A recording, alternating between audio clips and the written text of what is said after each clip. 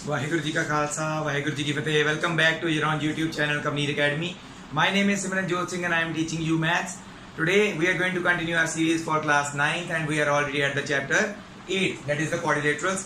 So quadrilateral chapter जो है, कई बच्चों के स्कूल्स में क्या हो रहा है कि जो मिड टर्म के पेपर हो रहे हैं उसमें नहीं आ रहा, कईयों में आ रहा है। तो बच्चे कह रहे हैं हमारे पेपर्स जो है फास्टली बहुत जल्दी आ रहे हैं, आगे सितंबर में हमारे कुछ चैप्टर्स अभी पढ़े हैं। सो क्विकली हम इन चैप्टर्स को कंप्लीट करते हुए दो तीन चैप्टर्स जो और मोस्टली बच्चे जो मेरे साथ कनेक्टेड हैं उनके पेपर में आ रहे हैं वो हम चैप्टर्स पहले कंप्लीट करेंगे, फिर बाद में जो हमारे चैप्टर्स बचे होंगे वो भी साथ साथ में करेंगे। ठीक है, तो फटाफट से ये एक और ये वाली वीडियो और एक अगली वीडियो में हम इसको खत्म कर देंगे। हो सकता है थोड़ी बड़ी बन जाए, तो आपने पूरी देखनी है। 40 मिनट्स वाली भी देखते हो, 10 मिनट्स की और लॉन्गर बन जाएगी, इससे ज़्यादा नहीं, 50 मिनट्स तक की, बट कोशिश करेंगे 40 मिनट्स वाली में कंप्लीट करने का। तो ये है हमारी आज की theorem, that is the mid point theorem. तो मिड पॉइंट थ्योरम असल में इस चैप्टर की थ्योरम नंबर 8.9 है। लेट मी कंफर्म, 8.9 ही है ना? यस, 8.9 थ्योरम है ये, उसको हम मिड पॉइंट थ्योरम बोलते हैं। वो कहां तक लिखी वैसे? The line segment joining the mid points of two sides of a triangle. हम तो बात करें क्वाड्रिलेटरल्स की, तो ट्रायंगल्स कहां से आ गए? क्वाड्रिलेटरल्स के बीच में ही ट्रायंगल्स भी बनेंगे और उसमें यूज भी होगी ये। वो कैसे यूज होगी मैं आपको बताऊंगा।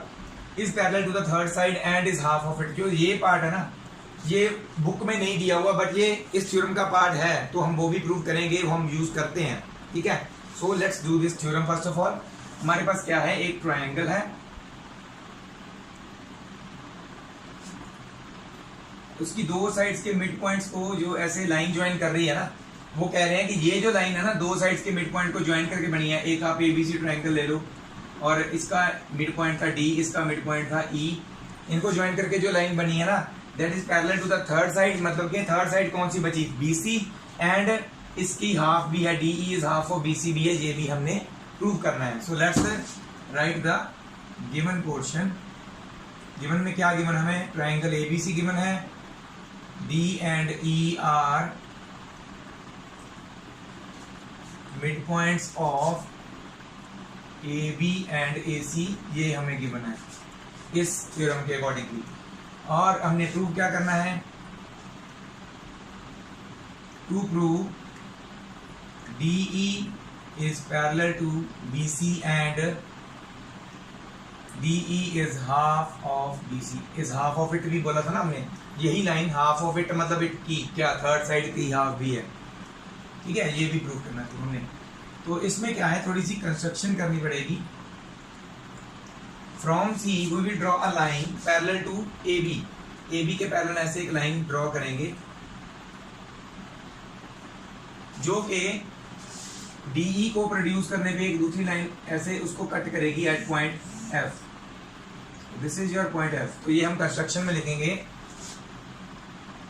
Draw a line from C से एक लाइन ड्रॉ करनी है, पैरेलल टू AB ड्रॉ करनी है, वो किस विच मीट्स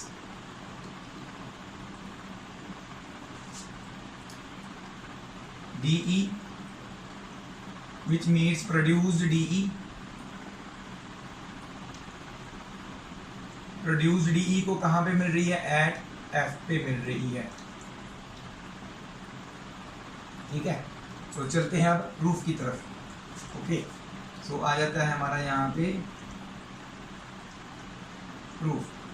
ठीक है, प्रूफ में क्या लिखेंगे? सबसे पहले आप देखो, क्या आप इन दोनों ट्रायंगल्स को कॉन्ग्रुएंट प्रूव कर सकते हैं?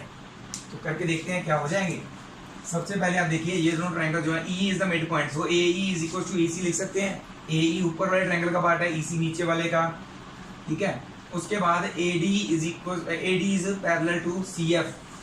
ठीक है, तो दैट मीन्स दिस एंगल हम ऑल्टरनेट इंटीरियर एंगल्स लिख सकते हैं इक्वल। ओके, और एक चीज क्या है, ये दोनों वर्टिकली ऑपोजिट एंगल्स हैं, ये वाला और ये वाला, तो ये भी इक्वल लिख सकते हैं। तो बाय ASA रूल दोनों ट्रायंगल्स हम कॉन्ग्रुएंट लिख सकते हैं। तो ये हम पहले दोनों को प्रूव कर लेते हैं। 1 और 2 लिख देते हैं इसको, और 3 और 4 इसको लिख देते हैं। ठीक है, in triangle ADE and triangle CFE लिख लो, चलो CFE A E is equal to E C. क्यों? Because E is the mid point of A C. E mid point है ए सी का, तो A E is equal to E C होगा. Angle 3 is equal to angle 4.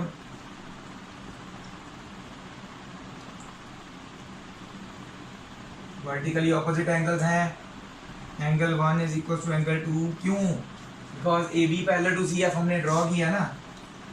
A B parallel to C F by construction and A C is transversal.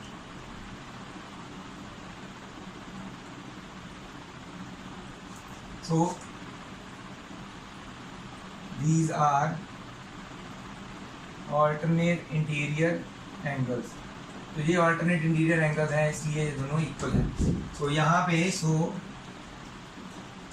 by ASA congruency rule, triangle ADE is congruent to triangle CFE. तो ये दोनों triangle congruent हो गए, तो that means AD जो parallel to CF हम लिख रहे हैं, ऑलरेडी लिख सकते हैं. AD इक्वल टू CF भी लिख सकते हैं.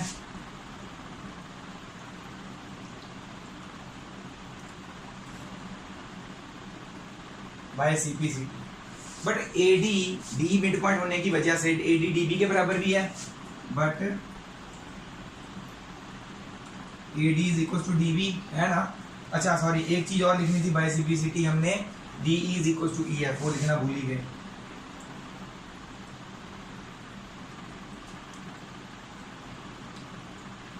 ये भी बाय CPCT, क्योंकि वो ट्रायंगल्स का ही पार्ट है.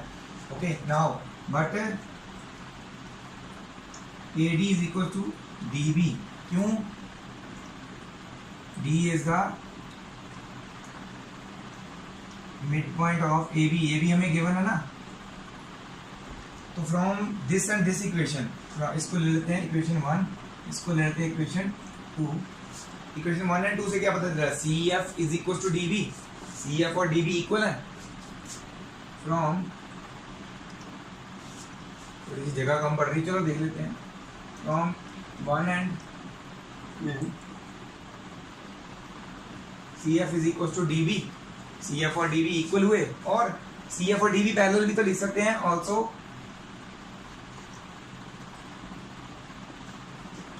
क्यों? क्योंकि AB और CF पैरेलल थे, तो D is the point on AB ना. Because D lies on AB parallel to CF. इधर नीचे लिख दें.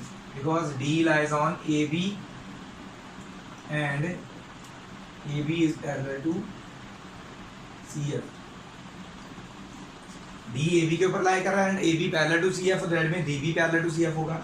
और हमें पता है पैरेललोग्राम की प्रॉपर्टी होती है कि अगर उसकी कोई भी एक पेयर ऑफ साइड इक्वल और पैरेलल बता दें हम, तो क्या होता है? वो क्वाड्रिलेटरल पैरेललोग्राम हो जाता है.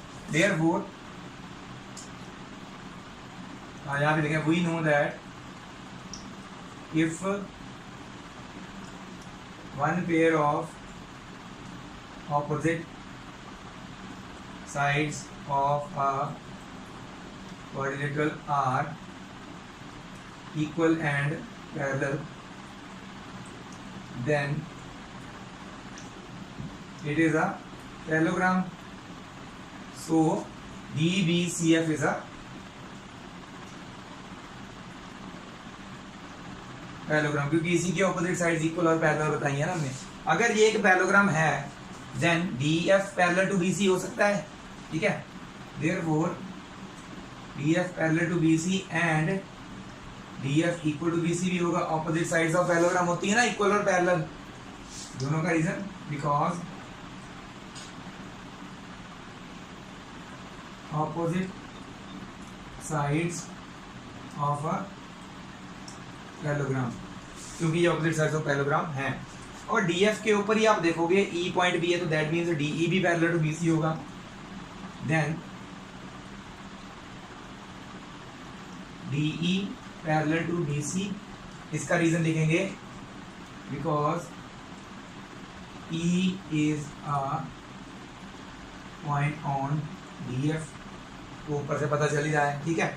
और क्या चीज लिख सकते हैं हम, D F equal to B C लिखा था ना, तो डी एफ क्या है, D E parallel to D E plus E F ना, and D E plus E F could be written as equal to B C. तो D E is equal to B E F तो हमने यहाँ पे prove किया था, इसको लिख लेते हैं इक्वेशन ए। इक्वेशन ए से पता चलता है डी ई एफ के बराबर है, from equation A D E F के बराबर है, दैट मीन्स ई एफ की जगह पे हम डी ई लिख सकते हैं, 2 बार डी ई आएगा is equal to D C. 2 बार डी ई का मतलब यहाँ पे लिख देते हैं 2 D E is equal to B C, that means D E is equal to half of B C. ये चीजें हमने प्रूव करनी थी, जो हमने प्रूव कर दी, ठीक है। अब ये एज इट इज थ्योरम जहाँ पे भी होगी ना, एक्स्ट्रा ड्रॉ करने की, प्रूव करने की जरूरत नहीं है। जहाँ पे 2 मिड पॉइंट्स को ज्वाइन करती कोई भी लाइन होगी ना, हम सीधा उसको by mid point theorem D E parallel to B C and D E half of B C लिख देंगे, कहीं पे भी होगी। ये एक्स्ट्रा चीज जो हमने कंस्ट्रक्शन की है प्रूव करने के लिए की है, तो इसे आप कर लीजिए नोट डाउन। हम करते हैं converse of mid point theorem अब, ठीक है, इसका कन्वर्स भी है। तो नेक्स्ट है हमारी मिड पॉइंट थ्योरम का कन्वर्स, सॉरी कन्वर्स लिखना भूल गया, converse of mid point theorem, the line drawn through the mid point of one side of a triangle. तो एक ट्राइंगल हमारे पास, तो हम ट्राइंगल ड्रॉ कर लेते हैं। किसी भी एक साइड का मिड पॉइंट अगर हमें गिवन हो, ये है mid point, suppose A B C एक ट्राइंगल है, और इसके मिड पॉइंट से हम एक लाइन ड्रॉ करते हैं इस हिसाब से कि वो हमारे पास, देखो यहाँ से तो हम स्टार्ट कर रहे हैं, हमारे पास ये 2 लाइंस बची हैं, इनकी साइड्स बची हैं, चाहे मैं इसके पैरेलल ऐसे लाइन ड्रॉ करूँ, चाहे मैं इसके पैरेलल ऐसे लाइन ड्रॉ करूँ, किसी भी एक साइड के पैरेलल लाइन ड्रॉ करनी है। सपोज हम ऐसे ड्रॉ करते हैं, ये पैरेलल लाइन ड्रॉ की हमने, इसके पैरेलल है, ठीक है। तो क्या कह रहे हैं, वो एक पॉइंट से शुरू होते हुए other side of a triangle parallel to other side of bisects the third side. अगर किसी भी एक अदर साइड मतलब सेकंड साइड के एक साइड से शुरू करते हैं एक लाइन को, किसी भी दोनों में से किसी भी अदर साइड मतलब सेकंड साइड के पैरेलल लाइन ड्रॉ कर रहे हैं, तो वो तीसरी साइड को जहाँ पे भी कट करेगी वो उसका मिड पॉइंट होगा। दैट मीन्स ये अपने आप ही, क्योंकि हम इसके पैरेलल ड्रॉ कर रहे हैं, यहाँ से मिड पॉइंट से शुरू कर रहे हैं, तो ये मिड पॉइंट पे ही टच करेगी इसके, तो ये वाला मिड पॉइंट होगा।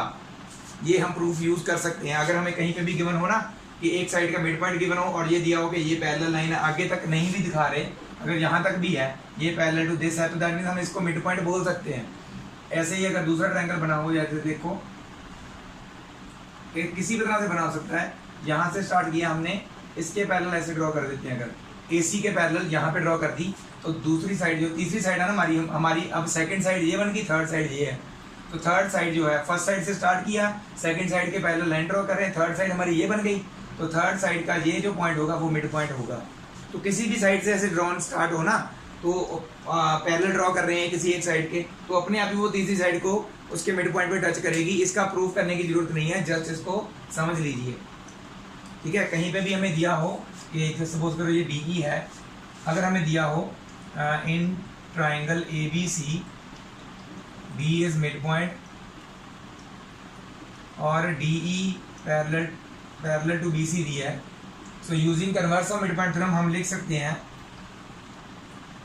Using converse of mid point theorem अब ऐसे लिखेंगे E is also mid point of AC। ये हम using converse of mid point theorem लिख सकते हैं और ये आगे एक्सरसाइज में भी बहुत यूज होगी, ठीक है। तो यही था इसका प्रूफ। जस्ट हम प्रूफ नहीं करने की जरूरत है, जस्ट क्या यूज करना है, कैसे यूज करना है वो देख लो, ठीक है। इसे आप कर लो नोट डाउन, क्या मैंने बताया है, ठीक है। अपनी लैंग्वेज में लिख लो, हिंदी में लिख लो, पंजाबी में लिख लो, दैट इज योर चॉइस। याद रहना चाहिए, समझ आना चाहिए मैंने क्या बताया। इसे नोट डाउन कर लो। We will move on to the next example now.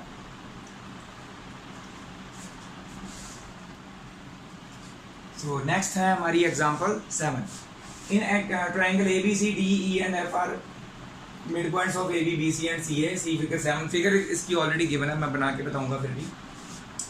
Show that ABC is divided into 4 congruent triangles by joining DE and F। तो हमारे पास एक ट्राइंगल ऑलरेडी इसमें गिवन है ABC और DE and F are the mid points of AB BC and CA। A B का mid point है D, B C का मिड पॉइंट है ई, और ए सी का मिड पॉइंट है एफ। ठीक है, मिड पॉइंट्स ऑलरेडी गिवन है हमें। Show that A B C is divided into 4 equal congruent triangles. 4 congruent triangles में डिवाइड हो गया है by joining D E and F. D E and F को ज्वाइन करने के बाद ये 4 कॉन्ग्रुएंट ट्रायंगल्स में डिवाइड हो गया, ये प्रूव करना है।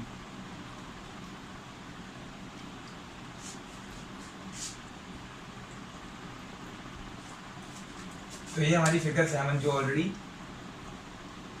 गिवन थी। तो इसके गिवन में आएगा ये सारा यहाँ तक। ठीक है, और टू प्रूव में क्या आएगा, इसके आगे लिख देता हूँ। टू गिवन तो आपको पता चल गया ना, जो मैंने मार्क किया है। टू प्रूव में आएगा 4 कॉन्ग्रुएंट ट्रायंगल्स में बट गया, मतलब कि triangle ADF is congruent to triangle VDE is congruent to triangle DEF is congruent to triangle CEF। ये चारों ट्रायंगल्स आपस में कॉन्ग्रुएंट है, ये प्रूव करने हैं। बहुत ही सिंपल क्वेश्चन है। प्रूफ में सबसे पहले करेंगे, क्योंकि D and F are the midpoints of AB and AC given है ना, तो by mid point theorem DF is parallel to BC and DF is half of BC लिख सकते हैं। Since D and F are mid points of AB and AC, this is given ना। तो triangle में हमें आप ऑलरेडी मिड पॉइंट थ्योरम के accordingly क्या लिख सकते हैं। सो in triangle ABC by midpoint theorem हम लिख सकते हैं DF is parallel to BC and DF is half of BC। so DF जो है पैरेलल टू BC है, तो दैट मीन्स DF उसके हाफ के भी पैरेलल होगा ना, दैट मीन्स BE के भी पैरेलल होना चाहिए। therefore DF is parallel to BE also and DF is equals to half of BC। क्या है, क्योंकि E मिड पॉइंट बताया, हाफ ऑफ BC हम BE लिख सकते हैं। DF सॉरी, यहाँ पे DF आएगा, DF is equals to BE। ठीक है, इसका रीजन लिख सकते हैं हम आगे, because E is on BC। E जो है वो BC के ऊपर ही है पॉइंट, तो इसलिए BC की जगह पे यहाँ पे BE लिख दिया और हाफ ऑफ BC BE लिख दिया। ठीक है, एंड दोनों का रीजन लिखना ना, E is on BC and E is mid point of BC। ठीक है, तो हमें पता है क्वाड्रिलेटरल कोई भी हो, उसकी एक साइड पैरेलल और इक्वल बता दें हम, एक पेयर ऑफ साइड्स, देन वो क्या होता है, parallelogram. Therefore DBEF is a parallelogram. DBEF क्या हुआ फिर पैरेललोग्राम, क्यों, because one pair of opposite sides is parallel and equal, therefore इसलिए हमने उसको पैरेललोग्राम लिखा। जैसे हमने इसको पैरेललोग्राम प्रूव कर दिया, तो DE क्या है, इसका diagonal, and DE is diagonal of parallelogram. इसी पैरेललोग्राम का DE डायगोनल भी है ना, ये वाला DBEF का डायगोनल DE है। हमें पता है पैरेललोग्राम की हमने थ्योरम की थी पिछले चैप्टर में, कि इसी चैप्टर में हमने की थी कि पैरेललोग्राम का डायगोनल जो है उसको दो कॉन्ग्रुएंट पार्ट्स में डिवाइड करता है, that means these two are congruent to each other. We know that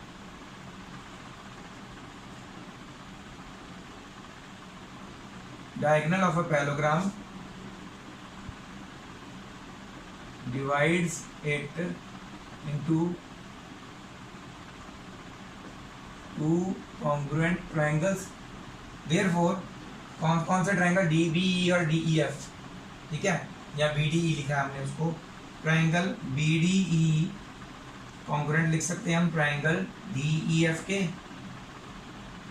similarly हम ये भी प्रूव कर सकते हैं, ऊपर वाला ADEF पैरेललोग्राम है क्योंकि DE पैरेलल टू AC है ना, D और E मिड पॉइंट्स हैं। सिमिलरली वैसे ही सेम सारा कुछ, ठीक है। तो हम दोबारा लिखने की बजाय क्या लिख सकते हैं, similarly we can prove that ADEF and DECF are parallelograms. इसी तरह से उनको पैरेललोग्राम से प्रूव कर सकते हैं।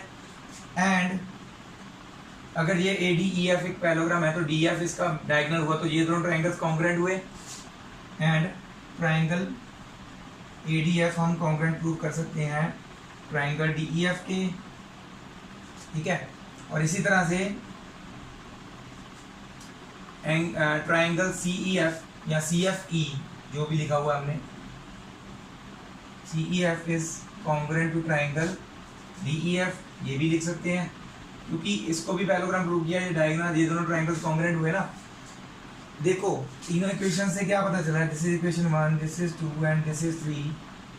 तीनों ट्राइंगल सेम ट्राइंगल के कॉन्ग्रुएंट, तो दैट मींस ये सभी आपस में कॉन्ग्रुएंट हुए चारों के चारों। फ्रॉम इक्वेशन 1, 2 एंड 3 ट्राइंगल्स, यही वाला सारा लिख देना फिर आपने, चारों कॉन्ग्रुएंट होंगे, यही वाली चीज यहाँ पे लिख देनी है, ठीक है। Hence proved. ऐसा था ना, बहुत इजी। तो ऐसे ही ये जो हमने प्रूव किया ना हमने अभी, इसको हमने एक क्वेश्चन में आगे एक्सरसाइज में यूज भी करना है, तो आप इसको याद भी रखेंगे। हो सकता है आपको मैं बताऊं कि हमने ये वाली एग्जांपल की थी, तो वो सारी रिपीट करके एंड में हमने क्या करना है वो मैं आपको बताऊंगा। तो ये चीज़ दोबारा ना करनी पड़े, इसको ध्यान से देख लो और याद करके रख लो और ध्यान से इसको समझ भी लो, ठीक है। एक और एग्जांपल है हमारे पास, उसके बाद होती है एक्सरसाइज शुरू। देखते हैं कि हमारी नेक्स्ट वीडियो में हम करेंगे कि इसी वीडियो में कवर अप करेंगे, वो हम देख लेते हैं। इसको नोट डाउन कर लीजिए। तो ये है हमारी एग्जांपल 8। इसी के जैसा एक सेम क्वेश्चन हमारे पास एक्सरसाइज में भी है, वो भी आपने इसी को देख के करना है, ठीक है। तो एक्सरसाइज के क्वेश्चंस कुछ ना एग्जांपल्स के साथ रिलेटेड होते हैं, तो वो आपने खुद करने प्रैक्टिस, आपकी प्रैक्टिस हो जाएगी। तो इसी क्वेश्चन के रिलेटेड एक डायग्राम इसका गिवन है, वैसे ऑलरेडी मैं आपको बना के बताता हूँ। L, M and N are three lines intersected by L and M are three lines intersected by transversal P and Q such that L and M and N cut off equal intercepts AB and BC on P. See figure 8. तो बताया गया है कि L, M and N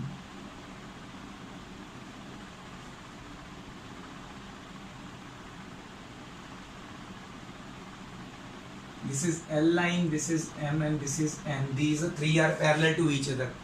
और एक दो lines और हैं ट्रांसवर्सल P एंड Q। एक P Q लाइन ऐसे जा रही है और एक Q लाइन ऐसे जा रही है, ठीक है। ये इन लाइंस को काट रहे हैं एट द पॉइंट्स, क्या बोला उन्होंने, A, B एंड BC। मतलब कि जो L, M and N lines हैं, P लाइन जो ट्रांसवर्सल है उसको दो इक्वल इंटरसेप्ट्स में काट रही है, AB इक्वल टू BC दिया हुआ है, ठीक है। हमने प्रूव करना है कि L, M and N lines जो हैं, दूसरी ट्रांसवर्सल Q है जो, उसके वो भी इसको इक्वल इंटरसेप्ट्स में काट रही है, DE and EF। That means यहाँ पे DE दिया हुआ है हमें, वैसे यहाँ पे E और यहाँ पे F। तो DE is equal to BF हमने प्रूव करना है ऑन Q ऑल्सो, कि ये इसको करती है। तो इस फिगर में ऑलरेडी ये लाइन ज्वाइंट है, अगर ना होती तो हमने कर लेनी थी, ठीक है। कोई भी एक लाइन ज्वाइन कर लो, ऐसे AF ज्वाइन किया हुआ, ठीक है। तो इस फिगर में ऑलरेडी ज्वाइंट था ये। बहुत ही सिंपल क्वेश्चन है, कैसे होगा ये मैं आपको अभी बताता हूँ। सबसे पहले आप गिवन में क्या लिखेंगे, L is parallel to M is parallel to N। उसके बाद P and Q are transversals, ये हमें गिवन है। और क्या गिवन है, A B is equal to B C given है, ए बी और बी सी इक्वल है, ये गिवन है, ठीक है। और क्या गिवन है हमें, बस